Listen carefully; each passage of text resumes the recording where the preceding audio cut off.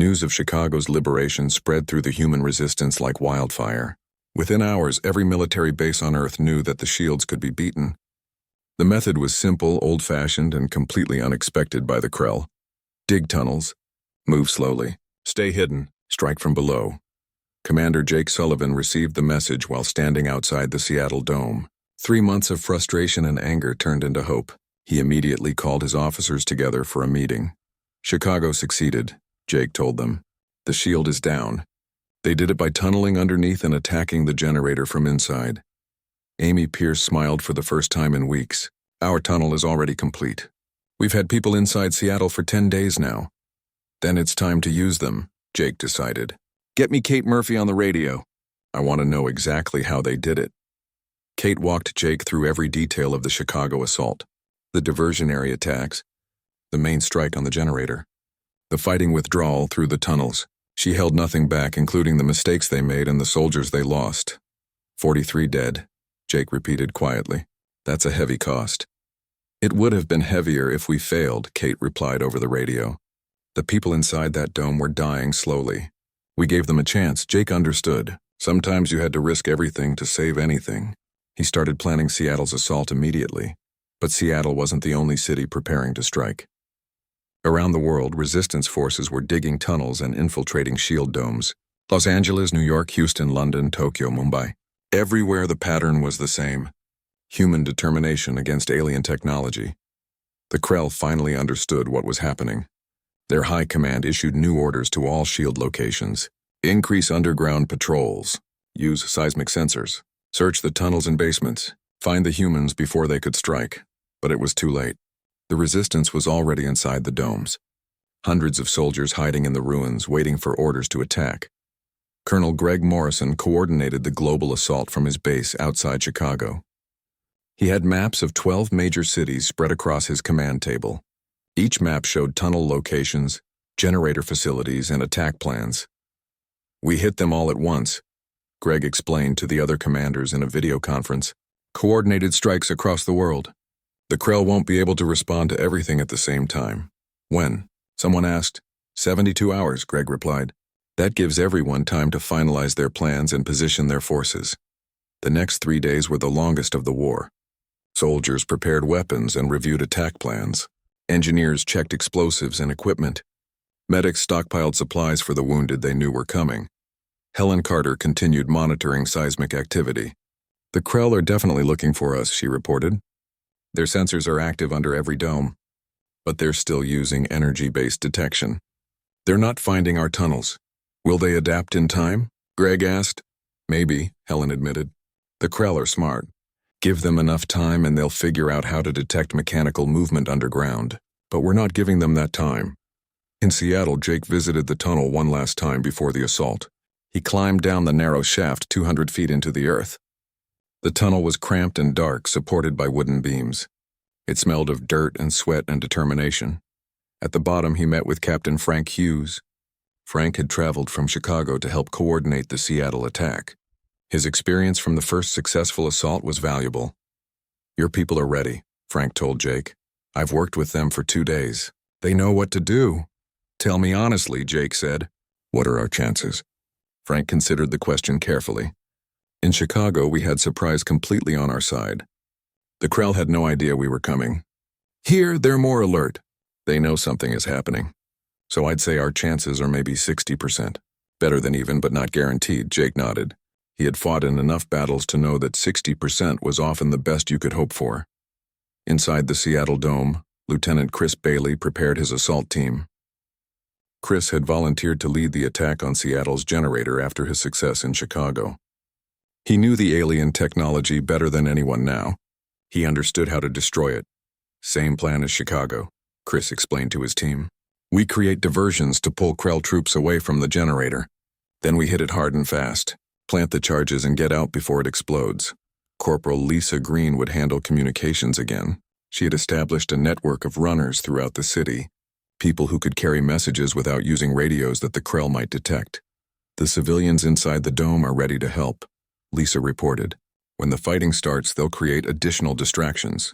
Riots, fires, anything to keep the Krell busy. Sergeant Pete Collins was staying in Chicago to train new tunnel teams, but he had sent his best miners to help with other cities. Dig smart, not fast, was his advice. And always have an escape plan. The assault was scheduled for midnight Earth Standard Time. That would be midnight in New York, noon in Tokyo, and various other times in other cities. But the attacks would all happen simultaneously, giving the Krell no time to coordinate their defenses. In the hours before the attack, Jake found a quiet moment to write a letter to his wife Claire. He didn't know if she was still alive inside the dome. He didn't know if she would ever read his words. But he wrote anyway because it helped him focus. "I'm coming for you and Sophie," he wrote. "No matter what happens tonight, know that I never gave up. I never stopped trying to reach you. And if I don't make it, know that others will keep fighting. Humanity doesn't quit. We never quit." He sealed the letter and gave it to Amy. "If something happens to me, make sure this gets delivered. Somehow, someday." Amy took the letter without arguing. She knew Jake needed to do this. "You'll deliver it yourself," she said. "After we win." Across the world, similar scenes played out. Soldiers said goodbye to friends. Officers checked their equipment one last time. Medics prayed for the wounded they would soon be treating. Everyone knew that some of them wouldn't survive the night. At exactly midnight, the attacks began. In Seattle, Chris Bailey's team hit the generator facility, while diversionary forces attacked Krell positions across the city. The aliens responded exactly as predicted, sending troops to counter the attacks.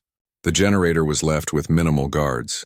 In New York, Kate Murphy led the assault personally. She had volunteered to help after Chicago, bringing her experience to another city. Her team moved through the ruins like ghosts, striking the Krell before they could react. In London, Captain Ryan Foster coordinated the attack with British military forces. The tunnel there had been especially difficult, requiring drilling through solid bedrock.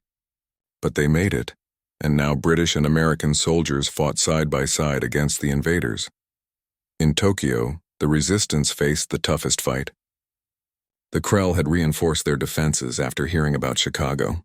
The battle lasted 3 hours and cost over 100 human lives, but they destroyed the generator. Across the world, shield domes started falling. One by one, the purple barriers flickered and died. Open sky returned to cities that had been trapped for months. And with the shields down, the real counterattack began. Earth's remaining military forces had been preparing for this moment. Missile batteries fired at Krell positions inside the cities. Fighter jets struck alien facilities. Orbital weapons platforms targeted Krell ships. The aliens were caught completely off guard. Their strategy had relied on the shields for protection. Without them, they were vulnerable. Within hours, the Krell military command made a decision.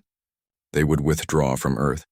Jake Sullivan stood in the streets of Seattle as the shield dome died above him. He watched it flicker one last time, then disappear completely. For the first time in 3 months, he could see real sky. Around him, his soldiers cheered. They had done it. They had broken the unbreakable. They had defeated technology with determination. But Jake wasn't celebrating yet. He ran into the city, searching through the ruins and refugee camps. He asked everyone he met about his family. "Have you seen Claire Sullivan? Sophie Sullivan? A woman and a young girl?" He searched for 6 hours before he found them. They were in a makeshift hospital, thin and weak but alive. Claire saw him first. Her eyes went wide, then filled with tears. "Jake," she whispered. He held them both, his wife and daughter, feeling their heartbeats against his chest. They were alive. They had survived. That was all that mattered. Sophie looked up at him with her mother's eyes. "Did you stop the bad aliens, Daddy?" "We're working on it, sweetheart," Jake replied. "But yes, we stopped them here." Across the city, similar reunions were happening. Families finding each other. Friends embracing. Strangers celebrating together. Seattle was free. The war wasn't over. The Krell still occupied parts of Earth, and their empire controlled 17 star systems. But humanity had proven something important. They had shown that advanced technology could be beaten by simple determination and clever thinking. In his command center, Greg Morrison received reports from around the world. 12 shields down, 15 shields down, 20 shields down. The numbers kept growing. Helen Carter stood beside him, watching the data come in. The Krell are retreating from Earth. Kate Murphy stood in the basement of the ruined building, her rifle ready. Through the broken windows above, she could see the purple glow of the shield dome. More importantly, she could hear Krell patrols moving through the streets above. The aliens had a distinctive sound when they walked. Their armor made a clicking noise with each step like metal insects. Kate had learned to recognize it during her months fighting the invasion.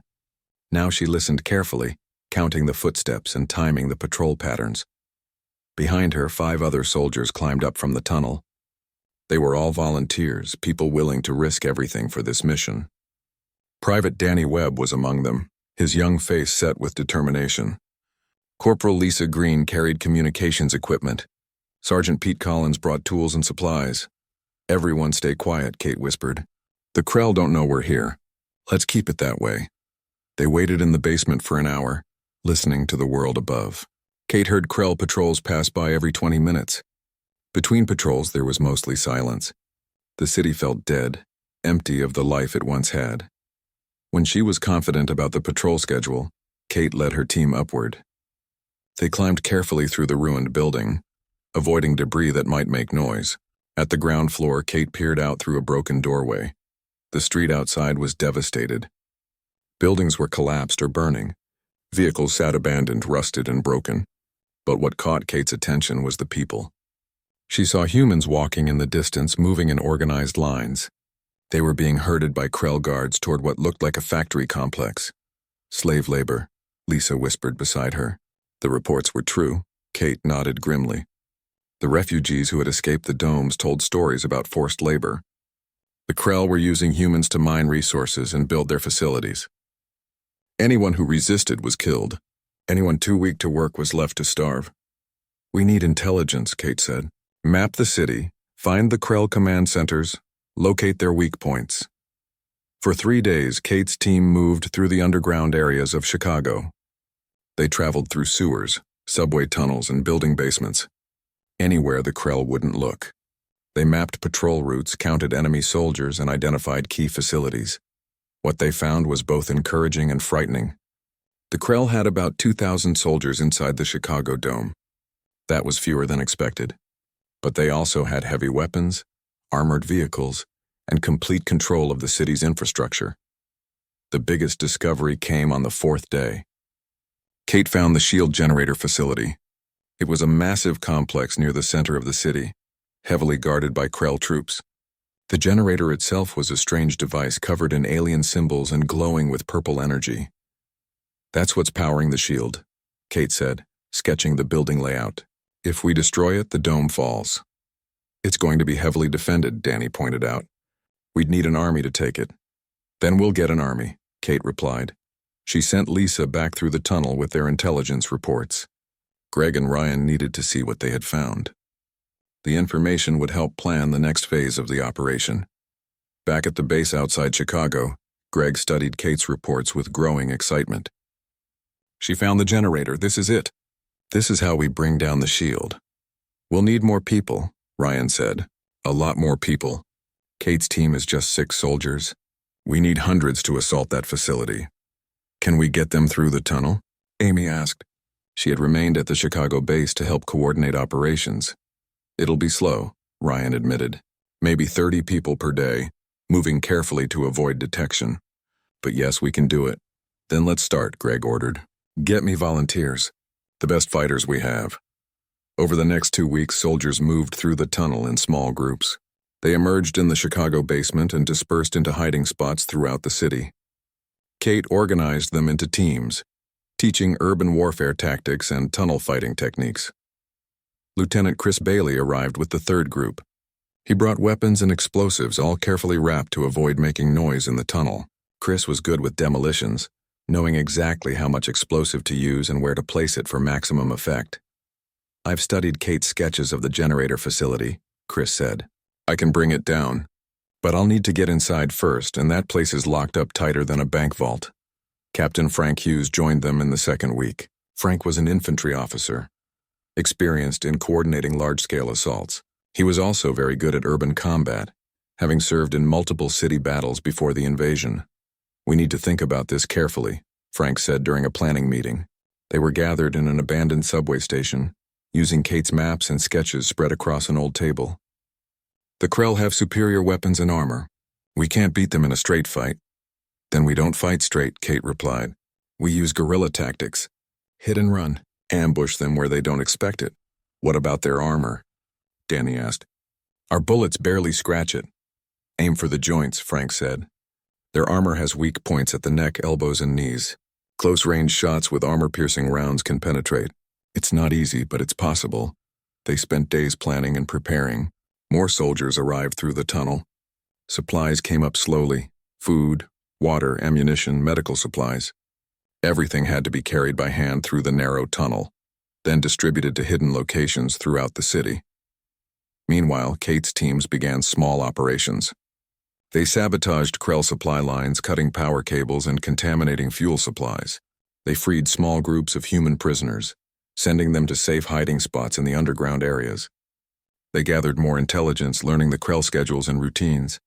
The aliens noticed the problems but couldn't find the source. Their sensors showed nothing unusual. Their patrols found no intruders.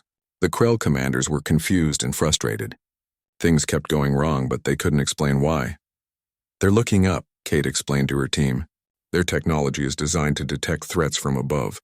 Energy signatures, heat signatures, electronic signals. They're not looking for people hiding in basements with basic weapons. In the third week, disaster nearly struck. A Krell patrol stumbled onto one of the hidden supply caches. The aliens found weapons and food stored in an old office building. They immediately increased their patrols and started searching buildings more carefully. Frank made a quick decision. We need to misdirect them. Make them think the supplies came from somewhere else. Chris took a small team and planted evidence in a building on the opposite side of the city.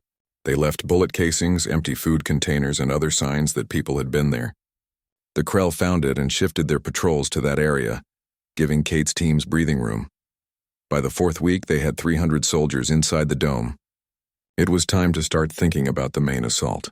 Frank called a meeting with all the team leaders. The generator facility is our primary target, Frank explained, but we can't just attack it directly. We need to create diversions, split up their forces. I can hit their garrison on the north side, Kate suggested. Pull some of their troops away from the generator. I'll take the supply depot on the east, Chris added. Blow it up. Create chaos. Good, Frank said. We'll coordinate multiple attacks. When the Krell respond, our main force hits the generator. Chris gets inside, plants the charges, and we get out before it blows. It was a risky plan. A lot could go wrong, but it was also their best chance to bring down the shield and free the city. Meanwhile, Jake's team in Seattle was making similar progress. They had completed their own tunnel and infiltrated the city. Teams were spreading to other shield locations, Los Angeles, New York, Houston. Everywhere the pattern was the same. Dig deep, move slow, stay hidden. The Krell still didn't understand what was happening. Their empire had conquered 17 star systems using advanced technology and overwhelming force. They had never faced an enemy that fought with such primitive methods. Helen continued monitoring seismic activity from her lab. I'm seeing movement under other shield locations, she reported to Greg. The Krell might be reinforcing their underground defenses. Will it stop our tunnels? Greg asked. I don't think so, Helen replied. They're adding more energy barriers, trying to detect electronic equipment. But they're still not blocking slow mechanical movement. They don't think anyone would be crazy enough to dig tunnels by hand. That's because they've never fought humans before, Greg said with a grim smile. Back in Chicago, Kate prepared her team for the coming assault. They cleaned their weapons, checked their ammunition, and went over the plan one more time. Everyone knew their role. Everyone understood the risks. Some of us won't make it through this, Frank told them honestly.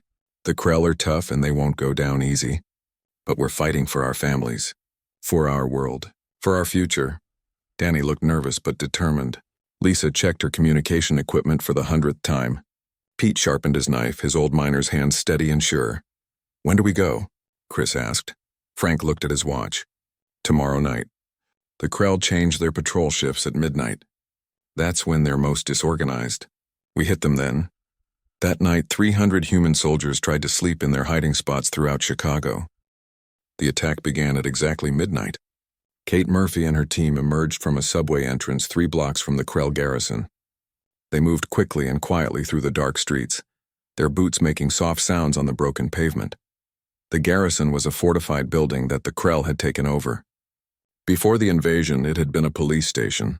Now it housed 50 alien soldiers and their equipment. Kate's job was to create a distraction, to pull Krell troops away from the generator facility. Positions, Kate whispered into her radio. Her team spread out, taking cover behind ruined cars and concrete barriers. They had 30 soldiers for this attack. It seemed like a small number against alien warriors with advanced armor and weapons. Private Danny Webb crouched beside Kate, his rifle ready.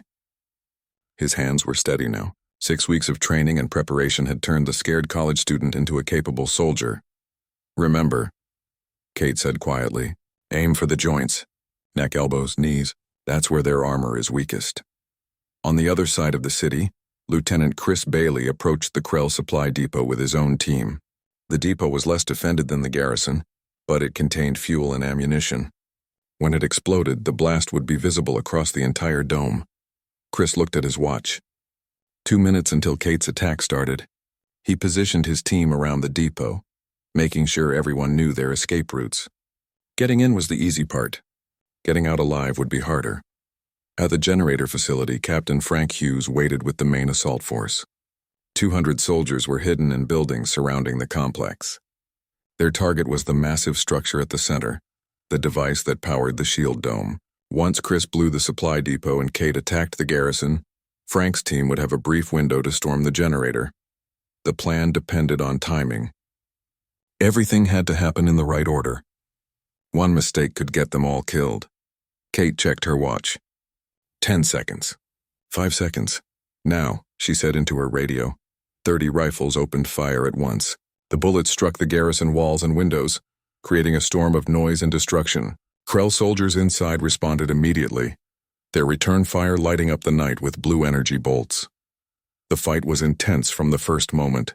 Krell weapons were more powerful than human rifles, but Kate's team had position and surprise. They fired from cover, changing positions constantly to avoid enemy fire. Danny took down his first Krell soldier with a careful shot to the neck joint. The alien fell, its armor sparking, but more soldiers poured out of the garrison and they were angry. 3 blocks away, Chris heard the gunfire start. "That's our signal, move." His team rushed the supply depot, throwing grenades through windows and doors. The explosives detonated with thunderous booms, and then the depot's fuel storage ignited. A massive fireball erupted into the sky, turning night into day. The explosion was so large that it shook buildings across the city. Krell patrols everywhere turned toward the blast, trying to understand what had happened. At the generator facility, Frank saw his opportunity. "Go, go, go!" 200 soldiers emerged from hiding and rushed the complex. The Krell guards were distracted by the explosion, looking the wrong direction. Frank's team was on them before they could react. The fighting was brutal and close. Humans and aliens clashed in the streets around the generator. Bullets and energy bolts filled the air. Soldiers fell on both sides, but the humans kept pushing forward. Corporal Lisa Green ran beside Frank, her radio crackling with updates from the other teams. "Kate reports heavy resistance. She's holding but needs support." "She'll have to hold a little longer," Frank shouted over the gunfire. "We need to reach the generator first." Sergeant Pete Collins led a team that broke through the facility's outer defenses. The old miner moved like a man half his age, his rifle barking as he cleared a path. "Main entrance is open," he called back. Frank pushed through with 20 soldiers. Inside the facility, they found the generator, a towering device covered in alien technology. It hummed with energy, casting purple light across the chamber. "Where's Chris?" Frank demanded. "Right here," Chris answered, running up with his demolition equipment. He stared at the generator, quickly calculating where to place the charges. "Give me 5 minutes." "You've got 3, Frank replied, checking his ammunition. The sounds of fighting outside were getting louder. More Krell were arriving. Chris worked with frantic speed, attaching explosive charges to key points on the generator. The alien technology was strange, but he understood enough about structures to know where they were weakest. "This is going to be a big blast," he warned. "Really big? How big?" "Might take out the whole building," Chris admitted. "Then we better be gone when it blows," Frank said. He spoke into his radio. "All teams fall back to extraction points. We're blowing the generator in 2 minutes." At the garrison, Kate heard the order. "You heard the man. Time to go." Her team started withdrawing, moving in organized groups while covering each other. They had held the Krell garrison occupied for 15 minutes. It felt like hours. Several of her soldiers were wounded, but everyone was still alive. Danny helped an injured soldier named Paul Jenkins to his feet. Paul had taken an energy bolt to the leg and couldn't walk properly. "I got you," Danny said, supporting the older man's weight. The Krell tried to pursue, but Kate's team had prepared for the withdrawal. They had rigged several buildings with simple tripwires and traps. As the aliens chased them, explosions erupted along the street, slowing the pursuit. At the supply depot, Chris's team was already gone. They had planted their explosives and disappeared into the underground tunnels before the Krell could organize a response. The burning depot continued to light up the sky, a beacon of destruction. Inside the generator facility, Chris finished placing the last charge. "Done, let's move." Frank's team ran for the exits. Behind them, Krell soldiers poured into the building, trying to stop them. The fighting was desperate. Several human soldiers fell protecting the withdrawal. Pete stayed at the rear, his rifle firing steadily to cover the retreat. "Go!" he shouted at the younger soldiers. "Get out of here!" Frank grabbed Pete's shoulder. "That includes you, old man. Move." They burst out of the facility into chaos. The streets were full of fighting. Krell reinforcements were arriving from all over the city. Frank's force was outnumbered and surrounded. "Extraction points are blocked," Lisa reported, listening to her radio. "The Krell have sealed off our escape routes." "Then we make new ones," Frank decided. He spotted an old subway entrance 50 yards away. "Everyone into the subway, now!" The soldiers ran for the entrance while Frank's rear guard held off the pursuing Krell. They made it into the subway tunnel, just as Chris's timer reached 0. The explosion was enormous. The generator facility disappeared in a ball of white fire. The blast wave knocked down buildings for 2 blocks in every direction. Every window in the area shattered. The ground shook like an earthquake, and above the city the purple shield dome flickered and died. For the first time in 3 months, Chicago saw open sky. Stars were visible through the darkness. The Krell shield was gone. In orbit above Earth, human military satellites detected the shield failure immediately. Missile batteries that had been waiting for months launched their payloads. Fighter jets scrambled from hidden bases. The Krell fleet above Chicago suddenly found itself under attack. But Frank's team didn't see any of that. They were running through dark subway tunnels with angry Krell soldiers chasing them. The explosion had bought them time, but not much. They needed to reach the main tunnel that led outside the city. Kate's team joined them at a tunnel intersection. She had lost 5 soldiers in the fighting, but the rest made it out. "The Krell are everywhere," she reported. "They know we're underground now." "How long until they find the main tunnel?" Frank asked. "Minutes," Kate replied. "Maybe less." They ran through the darkness using night vision goggles to see. Behind them, they could hear the Krell searching the tunnels. The aliens were using thermal scanners and other detection equipment. Danny still supported Paul Jenkins. The wounded soldier was barely conscious, leaving a trail of blood. "We need to go faster," Danny said, though he knew Paul couldn't move any quicker. Pete dropped back to help. Between them, the 2 men carried Paul through the tunnel. "Come on, kid," Pete encouraged. "Just a little farther." They reached the main tunnel entrance, the connection point to the tunnel that led outside the city. But Krell soldiers were already there, blocking the way. About 20 aliens stood between Frank's team and freedom. "We're trapped," Lisa said. Frank checked his ammunition. Most of the soldiers were down to their last magazines. They had been fighting for over an hour. Everyone was exhausted. "We fight our way through," Frank decided. "No other choice." Chris pulled out his last grenade. "I can clear the entrance, but you'll need to move fast." "Do it," Frank ordered. Chris threw the grenade with perfect accuracy.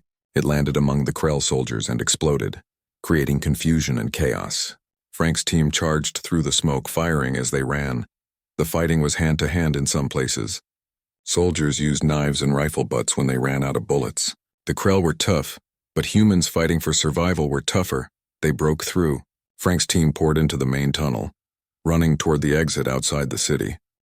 Dr. Helen Carter was not a soldier. She had spent her whole life studying rocks and soil, not warfare and weapons. But when the Krell invaded Earth, everyone had to help in whatever way they could. For Helen, that meant using her knowledge of geology to find answers. She knelt beside a portable seismic monitor, adjusting the sensors. The device was old, rescued from a university lab after the invasion. Most of the high-tech equipment had been destroyed in the first attacks. Now they worked with whatever they could find. "How's it looking?" asked Colonel Greg Morrison. He was the commanding officer for the Chicago area. a big man with gray hair and tired eyes. Greg had been a desk officer before the invasion, handling logistics and supply chains. Now he led troops in combat and made life-or-death decisions every day. Interesting, Helen said, studying the readings on her screen. Very interesting. Interesting good or interesting bad? Helen pointed at the display. See these waves? They're coming from below the shield. Deep underground, maybe 300 feet down. Greg leaned over her shoulder. The screen showed wavy lines moving up and down. To him, it looked like random noise. But Helen seemed excited about it. What does it mean? Greg asked. It means the shields aren't just energy barriers floating in the air, Helen explained. They have physical components underground, anchors or generators or something similar. Greg felt a spark of hope. For months, they had been trying to break through the shields with brute force. Nothing had worked. Maybe they were attacking the wrong part of the defense system. Can we destroy these underground components? Greg asked. Maybe, Helen said. But first I need to map them properly. Understand how they work and where they're located. Over the next 3 days, Helen set up seismic monitors at 20 different locations around the Chicago Shield. Each monitor sent data back to her makeshift laboratory in an abandoned fire station. She barely slept, spending all her time studying the underground readings. Captain Ryan Foster arrived from Seattle on the 4th day. He brought more equipment and a team of engineers. Ryan was a tall man with quick eyes and clever hands. He could fix almost anything and build devices from spare parts. Helen, show me what you found, Ryan said after greeting Greg. Helen pulled up her latest maps on a large screen. The display showed the shield dome from above, with colored lines underneath representing the underground structures. The shields extend below ground, Helen explained, but in a different form. See these tunnels? They form a network connecting to the main shield generators inside the dome. Ryan studied the map carefully. His eyes moved across the display, analyzing every detail. These tunnels, how deep are they? Between 200 and 400 feet, Helen answered. Deeper than most basements, but not as deep as subway systems. And they're solid? Part of the shield barrier? That's where it gets interesting, Helen said. She pulled up another screen showing energy readings. The underground portion of the shield has different properties than the surface dome. It's designed to block energy weapons and high-frequency attacks. But look at this. She pointed to a specific data set. When I sent low-frequency vibrations through the ground using simple mechanical waves, they passed right through the shield barrier. Ryan's eyes widened. You're saying the underground shield doesn't stop physical objects? Not slow-moving physical objects, Helen confirmed. The Krell designed their shields to stop advanced weapons. Energy blasts, missiles, anything moving fast or carrying high energy. But simple mechanical movement at low speeds doesn't trigger their defenses. Greg had been listening quietly. Now he spoke up. Are you saying we could dig under the shield? Theoretically, yes, Helen said. If we move slowly enough and don't use electronic equipment that might set off their sensors. Ryan started pacing, his mind working through the possibilities. We'd need to go deep. Stay below their sensor range. Use manual tools, nothing electronic. Like mining, Greg said. Old-fashioned mining with picks and shovels. Exactly, Ryan agreed. The Krell are an advanced civilization. They expect enemies to use advanced weapons. They probably never considered someone would try to dig under their shields like ancient humans digging tunnels. Helen pulled up another map. I've identified several potential entry points. Places where the ground is soft enough to dig but stable enough to support tunnels. If we start here, outside the Chicago Shield perimeter, we could reach the city in about 6 weeks. 6 weeks, Greg repeated. That's a long time. It's also our only option, Ryan pointed out. Everything else we've tried has failed. Greg thought about it. 6 weeks of digging meant 6 weeks of people suffering inside the dome. 6 weeks of Krell using humans as slaves. But if it worked, they could save millions of people. What do you need?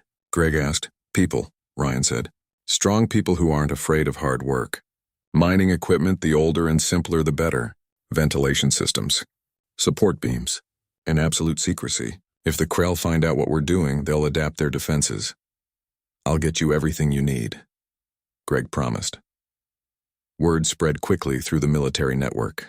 Within 2 days, volunteers started arriving at the Chicago base. Among them was Sergeant Pete Collins, a former coal miner from West Virginia. Pete was 50 years old with thick arms and a weathered face. He had spent 30 years working underground before the invasion. I heard you need someone who knows tunnels, Pete said when he met Ryan and Helen. Ever dig a tunnel 200 feet deep? Ryan asked. Pete grinned. Son, I've been deeper than that. Once worked a mine shaft that went down 600 feet. Of course, that was with modern equipment. You're talking about doing this old school, right? Very old school, Ryan confirmed. No electronics, no power tools that might trigger alien sensors. Just manual labor and basic machines. Pneumatic drills should work, Pete said. They use compressed air, no electricity. Loud as hell. But if you're 200 feet down, the noise won't reach the surface. You'll need proper ventilation, though. Can't breathe down there without fresh air. Lieutenant Kate Murphy joined them. She was a specialist in underground warfare, trained to fight in tunnels and confined spaces. Kate was short and stocky, built for squeezing through tight spaces. She had served in tunnel operations in the Middle East before the invasion. I can handle security, Kate said. Make sure the tunnel stays safe and watch for any Krell activity. Can you teach tunnel warfare to regular soldiers? Greg asked. Sure, Kate replied. It's not complicated. Just claustrophobic and dangerous. They began work the next morning. Pete selected a location half a mile from the shield perimeter. The ground there was soft clay, easy to dig but stable enough for tunnels. Ryan designed a ventilation system using pipes and hand-cranked fans. Helen set up seismic monitors to watch for Krell detection. The first day they dug 15 feet down. It was slow, exhausting work. Soldiers took turns with shovels and pickaxes, filling buckets with dirt that others hauled to the surface. Pete supervised everything, making sure the tunnel was properly supported with wooden beams. This is going to take forever, one soldier complained during a break. His name was Lieutenant Chris Bailey, a young officer from Texas. His hands were covered in blisters from shoveling. Forever is better than never, Pete replied. We're not trying to set speed records. We're trying to stay alive and not get detected. Amy Pierce arrived from Seattle in the second week. She brought 50 more volunteers and supplies from other bases. Jake had sent her to coordinate operations and keep the project organized. How's it going? Amy asked Ryan. Slower than I'd like, faster than I feared, Ryan admitted. We're down about 80 feet. Another 120 to go. Then we start the horizontal tunnel toward the city. Amy watched the soldiers working. They moved in shifts, 6 hours on and 6 hours off. Everyone looked exhausted, but nobody complained. They all knew what was at stake. In the third week, they hit a layer of hard rock. The digging slowed to a crawl. Pete brought in pneumatic drills, old machines that used compressed air to break through stone. The drills were loud, but at 100 feet underground, the sound didn't reach the surface. Helen monitored her seismic sensors constantly. No change in Krell activity, she reported. They don't know we're here. Let's keep it that way, Greg said. By the fourth week, they reached 200 feet deep. Now came the hard part, digging horizontally toward the city. Pete calculated they needed to dig about 3,000 feet to reach the shield perimeter. At their current rate, it would take another 2 weeks. The tunnel was cramped and dark. Only a few oil lanterns provided light. The air was thick and humid despite the ventilation system. Soldiers worked in the darkness, digging foot by foot toward their goal. Kate trained security teams to patrol the tunnel. If we break through and encounter Krell, you need to be ready, she told them. Fighting underground is different. Close quarters, limited visibility. Your rifle is your best friend. Ryan improved the ventilation system, adding more pipes to bring fresh air deeper into the tunnel. Corporal Lisa Green helped organize supply runs, making sure the diggers had water, food, and tool replacements. In the fifth week, they were halfway to the shield perimeter. That's when they hit the first problem. Water started seeping through the tunnel walls, turning the floor into mud. The purple shield stretched across the sky like a massive dome. Commander Jake Sullivan stood in the broken streets of Seattle, staring up at the barrier that trapped millions of people inside. 3 months had passed since the Krell arrived on Earth. 3 months since everything changed. Jake remembered the day they came. The alien ships appeared without warning, blocking out the sun. Earth's military forces launched everything they had. Missiles, fighter jets, orbital defense platforms. Nothing worked. The Krell destroyed the human fleets in less than 6 hours. Then they landed on Earth and put up these shields around every major city. Now Jake stood outside the barrier with what remained of his unit. Inside that dome was his wife Claire and his 8-year-old daughter Sophie. He thought about them every minute of every day. Were they still alive? Were they hurt? Were they scared? Lieutenant Amy Pierce walked toward him carrying a tablet. Her uniform was dirty and torn. Everyone looked tired these days. Sleep was hard to find when your world was ending. "Commander, we got the test results back," Amy said. Her voice was flat, emotionless. Jake knew that tone. It was the voice of someone delivering bad news. "Let me guess," Jake said. "Nothing worked." "Nothing worked," Amy confirmed. "We hit the shield with everything. Nuclear weapons just bounced off. The plasma cannons did nothing. Even the experimental quantum weapons had zero effect." Jake kicked a piece of broken concrete. It skittered across the empty street. Seattle used to be full of life, cars, people, noise. Now it was a ghost town. Everyone who wasn't trapped inside the dome had evacuated months ago. "There has to be something," Jake said. "Some weakness. Some flaw in their design." Amy shook her head. "The science team says the shield is perfect. It blocks everything. Energy, matter, radiation. They can't even scan inside to see what's happening." A young soldier approached them. Private Danny Webb had joined the unit 2 weeks ago. He was barely 20 years old. Before the invasion, he had been studying engineering in college. Now he carried a rifle and slept in abandoned buildings. "Sir, Captain Ryan Foster wants to see you at the command tent," Danny said. Jake nodded and followed the young soldier through the ruins. They had set up a temporary base in what used to be a shopping mall. The roof was mostly gone, destroyed by Krell weapons during the initial attack, but the walls still stood, giving them some protection from the elements. Captain Ryan Foster was studying a holographic map when Jake entered. Ryan was their best engineer, a man who understood technology better than anyone else in the unit. If anyone could find a way through the shield, it would be him. "Jake, look at this," Ryan said, pointing at the map. It showed the shield dome and the surrounding area. Red dots marked where they had tested weapons.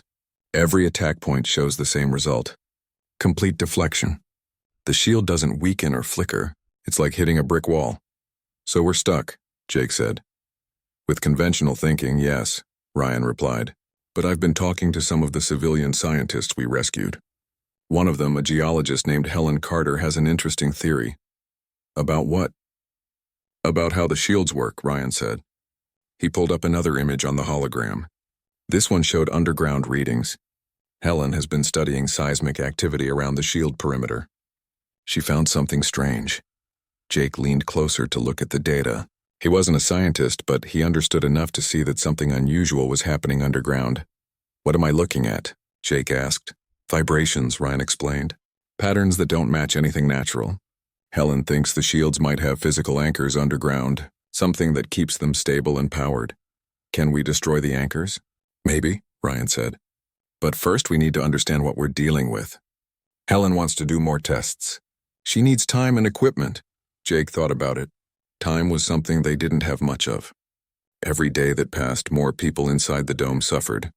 The Krell were using humans as slave labor, forcing them to work in mines and factories. The few refugees who had escaped told stories of brutal treatment and harsh conditions. But rushing in without a plan would just get people killed. They had learned that lesson the hard way in the first weeks after the invasion. Dozens of rescue attempts had failed. Hundreds of soldiers had died trying to break through the shields. "Give Helen whatever she needs," Jake said. "How long does she need?"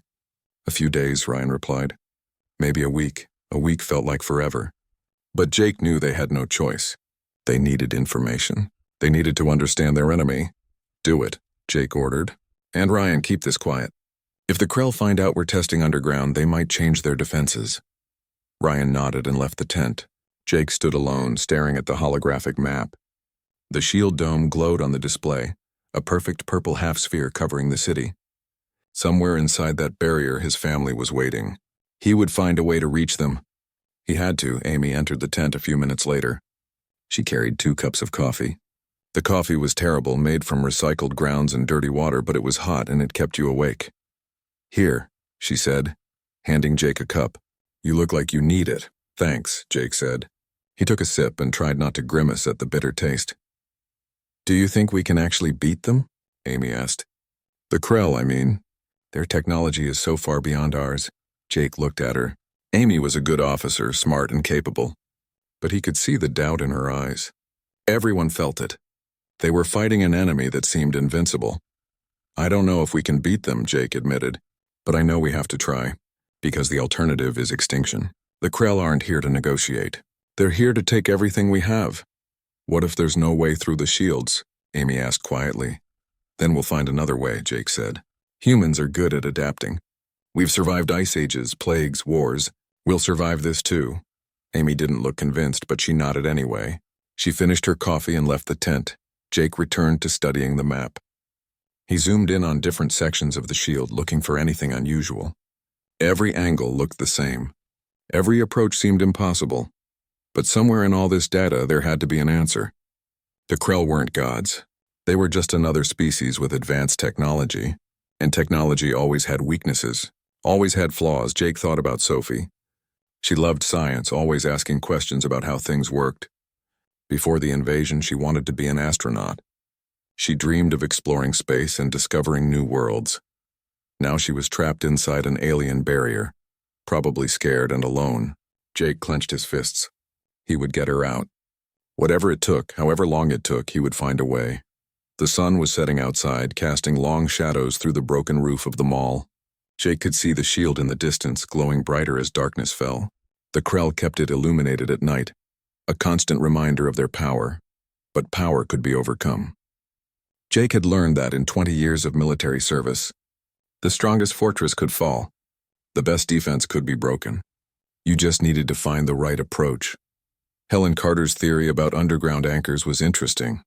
If the shields really did have physical components below the surface, that might be the weakness they were looking for. It was a long shot, but right now, long shots were all they had. Jake finished his coffee and left the tent. He walked through the base, checking on his soldiers. They were exhausted but determined. Everyone had someone inside the domes. Family, friends, loved ones. That gave them motivation to keep fighting. As night fell completely, Jake stood at the edge of the camp and looked toward the shield. Tomorrow, Helen would begin her tests. Tomorrow, they might find the answer they needed, or they might find nothing at all. Either way, Jake wasn't giving up. Not now, not ever.